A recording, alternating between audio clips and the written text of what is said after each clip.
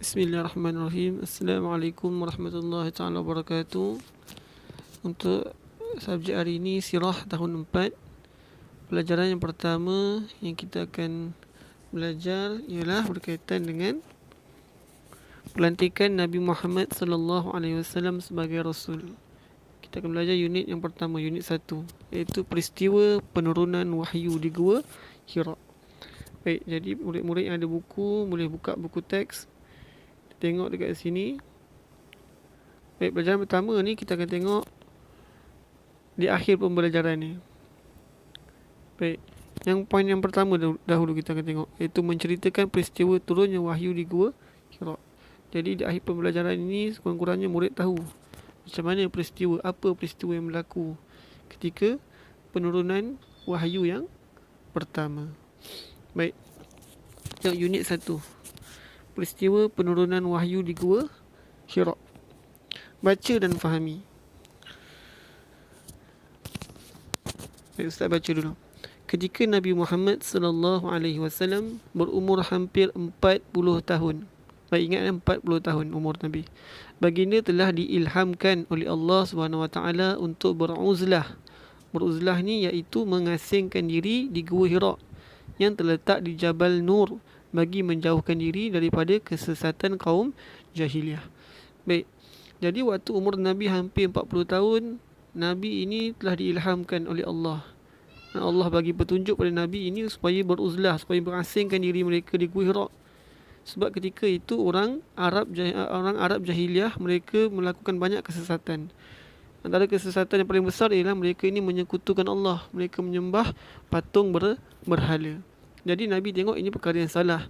Jadi Allah beri petunjuk pada Nabi supaya jauh daripada mereka ini. Jadi Nabi duduk asingkan diri, duduk dalam satu gua yang jauh daripada kaum jahiliah. Baik, pada malam 17 Ramadan. Ingat tarikh 17 Ramadan. Kira-kira 13 tahun sebelum hijrah bersamaan 610 Masihi.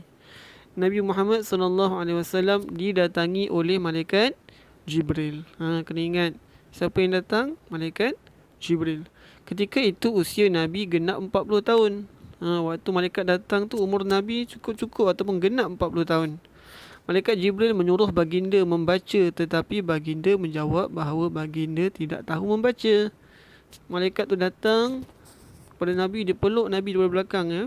Kemudian disuruh Nabi baca. Nabi cakap, saya tak pandai baca. Malaikat Jibril memeluk baginda dengan kuat sehingga baginda berasa lemas, lalu dilepaskan. Kemudian diulang-ulang sehingga tiga kali. Baik, malaikat ini datang, dia peluk Nabi Nabi duduk dalam gua seorang-seorang. Kemudian malaikat ini datang, dia terus peluk Nabi dan suruh Nabi baca. Dan Nabi kata, saya tak tahu baca. Nampak? Dan malaikat itu peluk Nabi dengan kuat sehingga kan Nabi berasa lemas. Nampak? Dan akhirnya malaikat Jibril lepaskan. Dia ulang lagi, baca. Nabi cakap, saya tak pandai baca. Dia ulang lagi kali 3, baca. Nabi cakap, Nabi tak tahu baca. Baik, kita tengok. Selepas itu, malaikat Jibril membaca firman Allah Subhanahu Wa Taala. Nampak, selepas 3 kali malaikat Jibril menyuruh Nabi Muhammad membaca. Nabi cakap Nabi tak tahu. Malaikat Jibril dia ajar kepada Nabi ayat Quran daripada surah Al-Alaq. Kita tengok. Bismillahirrahmanirrahim. Iqra bismi rabbikal ladzi khalaq. Khalaqal insana min 'alaq. Iqra wa rabbukal akram. Alladzi 'allama bil qalam. 'allamal insana ma lam ya'lam. Baik. Selepas kali ketiga malaikat Jibril suruh Nabi baca dan Nabi kata Nabi tak tahu, malaikat Jibril telah bacakan surah Al-Alaq ini. Maksudnya, bacalah dengan nama Tuhanmu yang menciptakan manusia dari segumpal darah. Bacalah, dan Tuhanmu lah yang Maha Pemurah, yang mengajar manusia dengan perantaran qalam. Dia mengajar kepada manusia apa yang tidak diketahui. Jadi ini ayat yang pertama turun kepada Nabi Muhammad. Malaikat Jibril ajarkan kepada Nabi Muhammad. Baik, selepas peristiwa itu, baginda pulang ke rumah dengan perasaan takut dan gemetar.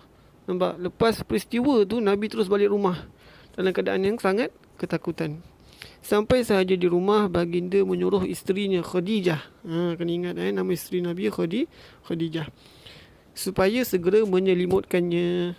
Nampak, Nabi sampai rumah, Nabi terus minta Khadijah, "Ya Khadijah, selimutkan saya." Sebab Nabi dalam keadaan ketakutan. Nampak, duduk dalam gua seorang-seorang, tiba-tiba datang malaikat Jibril, peluk dia dengan kuat, kemudian suruh dia baca. Jadi peristiwa ini kali pertama berlaku pada Nabi. Jadi Nabi terasa sangat takut. Khadijah pun menyelimutkan baginda dan mententeramkan perasaan suaminya itu. Nampak, Khadijah pujuk Nabi elok-elok sampai Nabi berasa tenang. Apabila perasaan baginda kembali tenang, baginda pun menceritakan kepada isterinya segala perkara yang telah berlaku di Gua Hira. Jadi Nabi pun menceritakan apa yang berlaku kepada Khadijah. Dia beritahu apa yang berlaku di Gua Hira itu. Baik, Khadijah membawa Nabi Muhammad sallallahu alaihi wasallam berjumpa Waraqah bin Naufal.